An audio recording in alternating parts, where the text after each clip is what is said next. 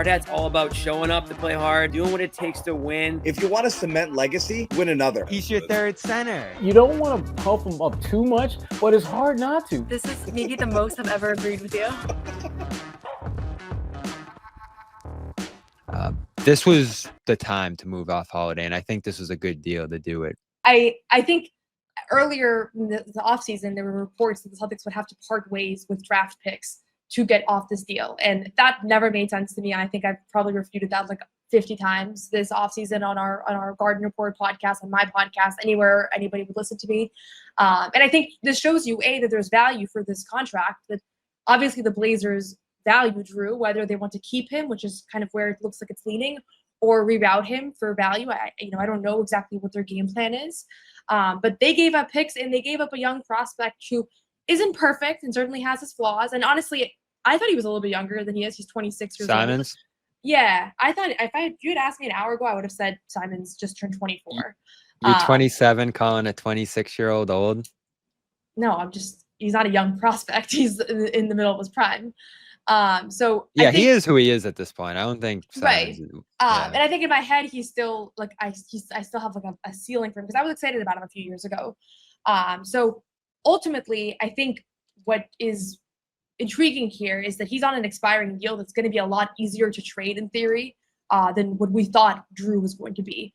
And so that's the first thing is you acquire 2 second-round picks and you could probably get more and you can probably save a little bit more money here, right? They saved $40 million in luxury taxes, ESPN's Bobby Marks reported. And you can probably lose a little bit more. So that's what we're probably going to see here. I don't want to get too attached to Anfernee Simons. Maybe they do keep him and they keep him for the gap year and they see if there's something there. I don't know.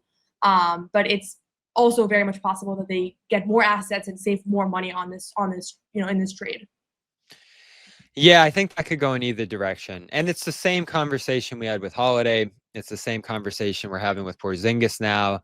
And everybody else on the roster effectively. There's no rush to do anything with Simons here. Bring him to camp. Have him start the year. Have him play out the year potentially here. And if it's close to the deadline or he's not a great fit or your team's just not succeeding here, you can move that in another deal to dip as many as $7 million below what he's making. So you could bring back a guy making $20 million. Or you could bring back 2 guys making $10 million at that point. So we always knew that this was going to be a process where you're making multiple moves to actually save money here. And they save a little bit here. Still not enough to get into the second apron. You're about 15 over. You're still 25 over the tax or so here. So we'll see how much additional shedding they actually have to do here. I think all eyes will be on Porzingis as this week continues and Sam Hauser and some of the other names that we've mentioned here. But Simons, I would say, just the player, and I said this to you before we started, doesn't feel like a Celtic to me. Doesn't feel like the kind of guy that fits on this team. Stylistically, doesn't seem like exactly what they're looking for. And that doesn't mean he won't play this year here. He very well could. And then a lot of the times, no, like we've said, in this new CBA environment, the way you're going to save money is just to let a contract expire at the end of the year. So if they can't find great value for him, you can hold on to him, have him play out the year, and $27 million comes off the books at the end of the season, along with Porzingis is $30 million. So you now have $57 million expiring at the end of next season, which could take you below the tax for that following summer. So I will say this does put them in a good position, or starts to put them in a good position to actually be a taxpayer again this year, hold on to some pieces, try to compete, which is the path that we've always favored, Noah. Oh, you're muted. You're like this is John probably lately. This is probably the first of several moves for this Celtics team. Like, I don't think anybody thinks that this is going to be the last thing that we see. They still have to shed. I think there's still $18 million over the second apron. So it's kind of hard to gauge how much cost savings was really accomplished here and whether or not they see a future for this guy in Boston. Because if this is one of 2 trades, they need to save more money on this deal. But if they have something much bigger in the works, maybe you take a flyer on Simons and see if you want to keep him in Boston next year. Because right now you didn't save that much as far as getting below the second apron, which I think is still where they're going to end up this year, right? They're still $18 million above that. But we have every reason to think there's probably going to be one or two more big moves for rotational players, and very likely to be in the next 48 hours, because I do think that the draft is a good benchmark for when a lot of this action is going to happen. So I like this trade for Boston because I like that they didn't give up assets. I like that they have another expiring contract. Now they have KP and Simons. They gained draft picks. But it sucks. Honestly, it sucks because Jrue Holiday was the perfect Celtics player. And I know we parted ways with him emotionally in many ways as soon as the season ended. I even think when we had his exit interview, he was asked, do you want to stay here? And I almost forgot at that point that there was a possibility for him to come back because it felt like such a sure thing that he was going to be traded this offseason. But Jrue was awesome. Like, he was really, like, it's hard to put into words how great he was for this team. So it's just unfortunate when moves have to happen for financial reasons, and it's not something the Celtics have experienced in a long time. And so it's kind of a new thing, and I think we were all prepared for it to happen, and this is the first, and there will probably be other painful ones, but they're going to try to win every trade, right? That's always been the theme, and I think on most days they won this one. Win in terms of Portland versus Boston? Win in the sense that they got value for a player that probably was not going to be able to finish out his contract financially in Boston. Okay. They got real value. I said this earlier, but I don't think they're going to, everybody was talking about salary dumps, right? I don't think you're salary dumping if you're gaining back a player that has value in 2 picks, right? Like, you are, like, maybe you are, depending on how you actually interpret that term, because the motivation here is primarily financial. Yeah. But the fact that they don't have long-term payroll off of this is a 1-year contract. Effectively, they could just keep him next year and have that as, cap space. Well, I don't know if they'll have cap space, but this is, to me, this was a better return than I expected them to have. I thought that they might have some sort of like long-term commitment of the money they take on, and it's a little bit less, or maybe they give up picks. I don't know. But to me, this seems like as good as you were going to get, considering the fact you're going to be paying this guy, what, $35 million when he's 38? Is that where it ends up? 37. 37. So that's the thing. Yeah, it's a good trade from the Celtics perspective, because I don't think you're going to be able to do much better than this. I like it for Portland. That doesn't really matter for our purposes here. But I do think for a team that's trying to flip the switch from rebuilding to winning, and started to do that at the end of last year, that Holiday makes more sense for them than I considered. Again, I didn't even think about them as a potential holiday destination as I was going through all the different teams here.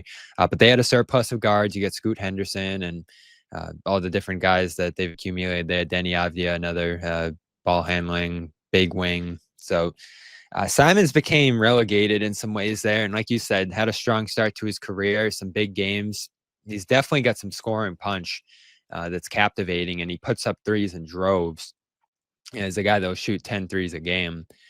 So he's a shot creator. He's a guy that can play off the ball a little bit. There's definitely a role he could play on this team this year. And does Simons fit super naturally into their starting lineup, depending on what other moves they're going to make here? We'll see. But I like that they're getting a guard that at least has a case to start here coming back. That was something I did not imagine happening in a Holiday trade. How do you feel about Simons as a player? I'm not sure about him defensively, and I think it's really hard to have a player that's going to be on the floor for you 35 minutes a night to be a defensive liability. And I will say, I haven't watched a ton of Anfernee Simons film, so I'm not going to say that what I think his capabilities are. And when you're on teams that don't have a high standard of defense, which I think the Blazers over his career have not been the best defensive team, that sometimes diminishes your abilities as well. So that's my biggest concern with him, I think. But again, he's very talented, and he's averaged 19 points per game in each of the last 3 seasons. I don't have the full list, but I don't think there are that many players that fall in that category.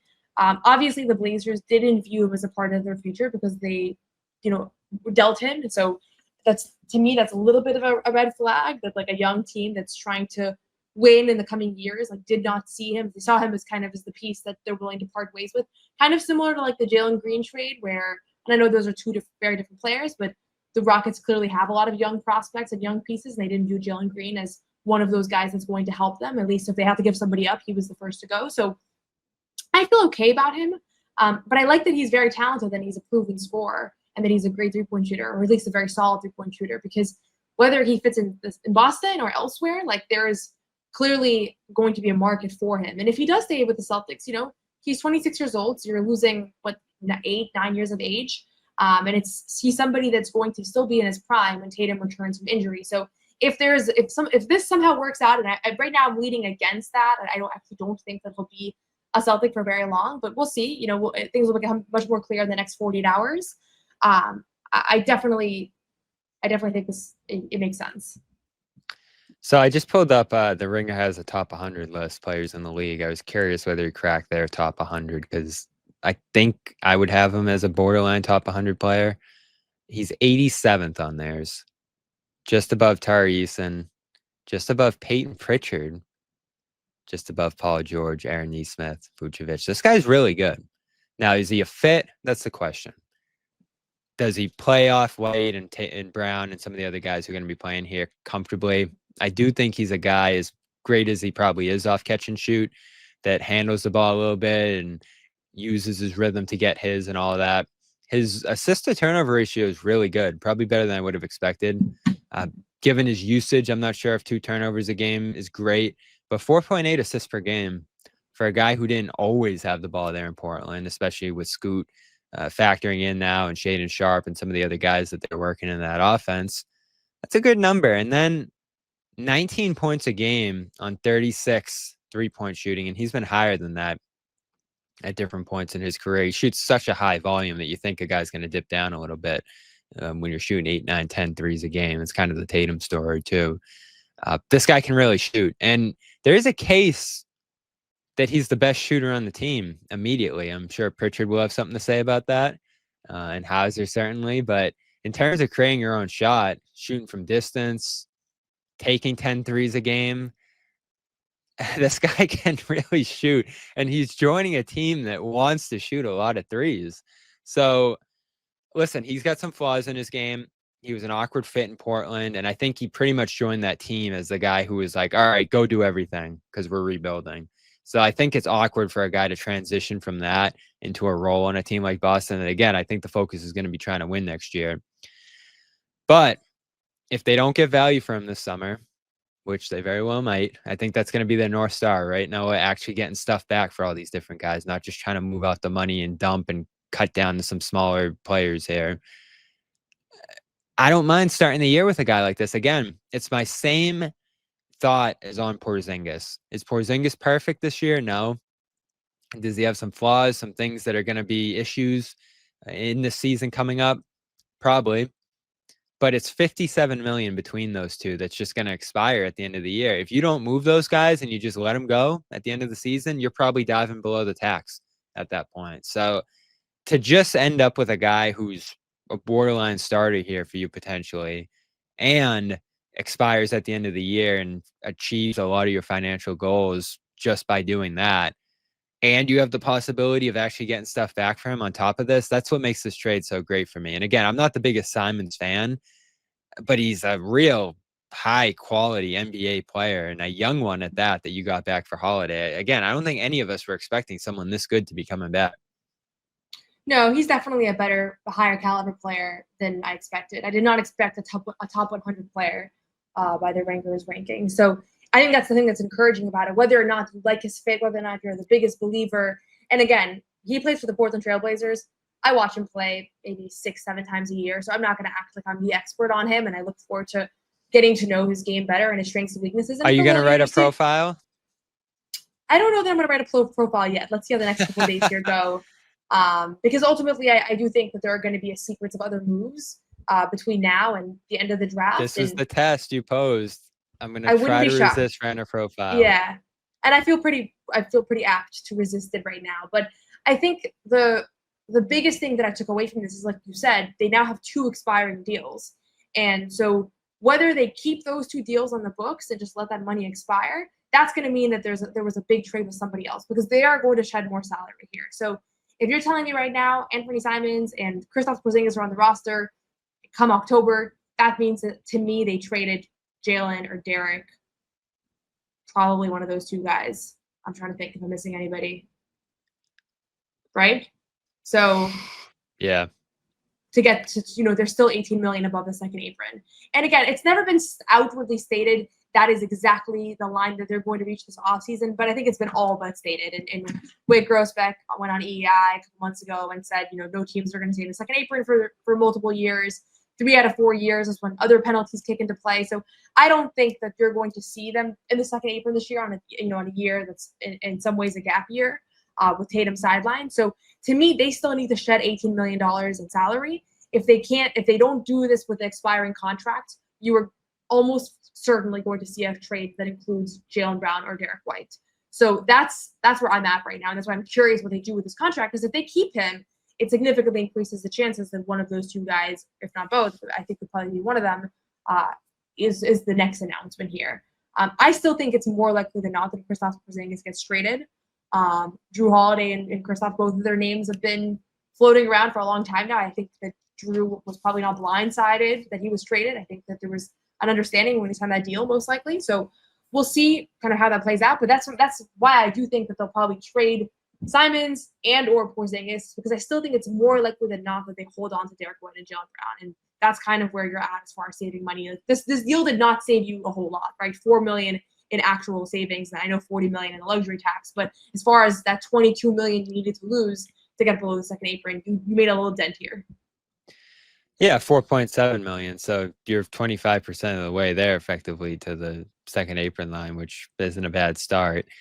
I'm going to see if I can pull up the Celtics financials here at this point, but I think the reporting is they've saved above 40 million in tax here, which, off 250 million, whatever that number was at one point. Not bad. So yeah, still don't have an update on the cap sheet here, but that's the reporting right now, is that it's a big dent into that tax and a small dent into the second apron number now. And so do you think this was the best deal the Celtics could have feasibly gotten for him? Yeah, because it's the move they made. So I think if that's the move they made, I really think that it was probably the best one. I have a lot of faith in Brad Stevens and kind of his ability to navigate the situations. And in a world where Jaylen Brown and Jason Tatum both play out this contract, there was no way that Jrue Holiday was going to be playing alongside them. It might still not be possible. I hope and wish that it is possible, because I love to see those two guys finish out their primes, their careers, these contracts in Boston. But it was not going to happen, and so I think this is a better return than I expected. I didn't think they were going to get a top 100 player. I didn't think they were going to necessarily get a positive asset. And the fact that it's expiring money is great, because that's really tradable. It's what makes Kristaps Porzingis' contract more tradable than it otherwise would have been. And if not, maybe he becomes a really good player. Like that's the other question here, is like, what is his ceiling? How much does this team believe in him? Again, we've said this before, but like, if I had to guess right now, he's not going to be in Boston next year. But maybe he surprises us and this gets even more exciting.